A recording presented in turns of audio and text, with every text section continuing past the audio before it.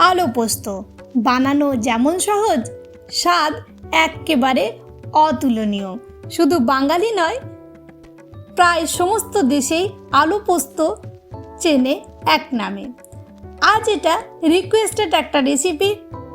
Peri এমম মুকব্যাং channel আমাকে request করেছিল এই রেসিপিটা আনার জন্য। তো ওয়েলকাম টু কুকিং উইথ ইচ্ছে। এখন আমি এখানে কয়েকটা আলু কেটে নিয়েছি আর নিয়েছি খানিকটা পোস্ত, তার সাথে কয়েকটা কাঁচা লঙ্কা দিয়ে আমি এটাকে মিক্সারে একটা পেস্ট বানিয়ে নেব। কড়াই বসিয়ে দিয়েছি গ্যাসে, আর তার মধ্যে আমি খানিকটা সরষের তেল গরম করে নেব। এই রেসিপিটা ট্রাই করবেন সরষের তেলে বানানোর, না পারলে অন্য তেলেও বানাতে পারেন। দিয়ে দিলাম একটা শুকনো লঙ্কা আর দেব খানিকটা 5 ফোড়ন।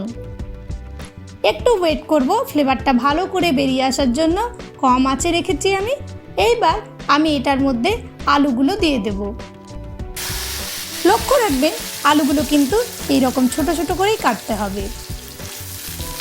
If you don't understand my language, then please on CC. My all recipe have English and Hindi CC and enjoy my recipe in your own language. আলুগুলো আমি দিয়ে দিলাম। এখন আমি এটার মধ্যে একটু নুন দিয়ে দিচ্ছি। নুনটা কিন্তু পরিমাণ বুঝে দেবেন। একেবারে কম উপকরণে একটা দারুণ টেস্ট। একটু ভাজা ভাজা করে নেব এটাকে আমি। আঁচটা কম রেখে আমি খানিকক্ষণ এটাকে ভেজে নিয়েছি।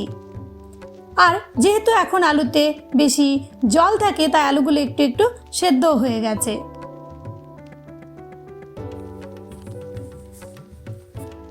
পুরোপুরি সেদ্ধ করার জন্য আমি 1 কাপ জল দিয়ে এটাকে কম আঁচে 6-7 মিনিট একটু নেড়েচেড়ে ঢেকে রাখবো।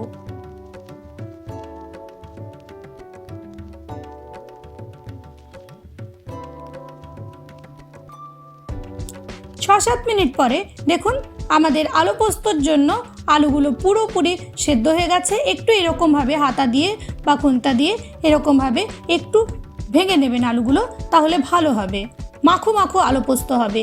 ওপর থেকে দিয়ে দিচ্ছি এখন আমি পোস্ত বাটাটা, দেব সামান্য পরিমাণ জল, আর টেস্টটাকে আরও ভালো করার জন্য, ফ্লেভারটাকে আরও ভালো করার জন্য দেব ওপর থেকে বড় চামচে 2 চামচ সরষের তেল। অবশ্যই একদিন এইভাবে বানান। যদি আজকের রেসিপি ভালো লাগে তাহলে প্লিজ একটা লাইক দিতে ভুলবেন না। কমেন্ট করে জানাবেন যে রেসিপিটা কেমন লাগলো।